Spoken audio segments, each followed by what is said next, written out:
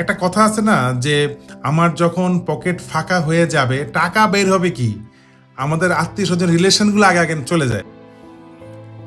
বাবা আর ছেলে একসাথে বসা, আগামীকালকে ছেলের জন্মদিন। বাবার তো অনেক খুশি লাগতেছে, কালকে আমার ছেলের জন্মদিন।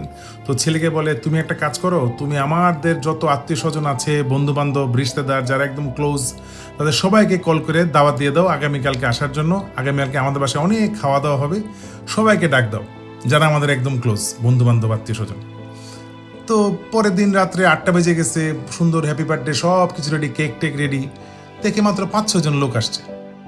তো বাপ তো চিন্তায় পড়ে গেছে, ছেলেকে বলছে কি ব্যাপার, মাত্র 5-6 জন আসছে, আমরা এত 100 লোকের জন্য দাওয়াত করলাম, 100 লোকের কথা আমি বললাম, কত মানুষজন আত্মীয় স্বজন আমাদের আছে ক্লোজ, তারা কেউ আসে নাই। তখন ছেলে যে কথাটা বলছে, ছেলে বলছে যে বাবা আমি তো সবাইকে দাওয়াত দিতে বলছি, আমি দাওয়াত দিছি, আমি রিজনটা একটু চেঞ্জ করে বলছি। আমি সবাইকে বলছি যে আমাদের একটু ফাইন্যান্সিয়াল সমস্যা, তো আপনারা সবাই একটু আসবেন, আমাদের সাথে একটু হেল্প করবেন, আমাদের একটু রাত্রেবেলা আলোচনা হবে, কথাবার্তা হবে, আমরা এই ব্যাপার নিয়ে একটু কথাবার্তা বলবো, হেল্প করতে পারেন না পারেন আপনারা একটু আইসেন। তো বাবা তো কথাটা শুনে খুব অবাক হয়ে তাকিয়ে থাকে, কারণ দেখা গেছে মাত্র 5-6 জন আসছে যারা বিপদে হেল্প করতে না পারুক আপনার পাশে থাকে।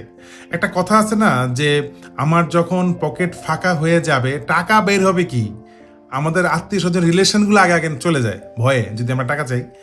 তো আমাদের জীবনেও না এরকম অনেক সময় সিচুয়েশন আসে যখন দেখবেন যে আপনি তাকে হেল্প করতে হয়তো পারতেছেন না, কিন্তু আপনি তার পাশে যেয়ে দাঁড়ান, বিপদে তার পাশে হেল্প করেন। টাকা পয়সায় কি সবসময় হেল্প লাগে রে ভাই? অনেক সময় তো মানুষকে পাশে যেয়ে দাঁড়ানো, হ্যাঁ ভাই আপনার সাথে আমি আসি, এইটা বলার লোকেরও অভাব থাকে। ওই বার্থডেতে দেখা গেছে মাত্র 4-5 জন আসছে, হয়তো সবাই টাকা পয়সা দিয়ে হেল্প করতে পারবেন না, বাট আপনি যখন বলছেন আমি তো ফাইন্যান্সিয়াল সমস্যায় আছি, তারা কিন্তু দৌড়ায় আসছে এবং আপনার সাথে আপনার পাশে বসে আপনার বিপদে হেল্প করার মন মানসিকতা নিয়ে আসছে। চেষ্টা করবেন এরকম লোক হওয়ার, চেষ্টা করবেন এরকম মানুষের পাশে দাঁড়ানোর, মানুষের সুখে না থাকুক রে ভাই, মানুষের দুঃখে তার পাশে থাকবেন। ধন্যবাদ সকলকে, আসসালামু আলাইকুম।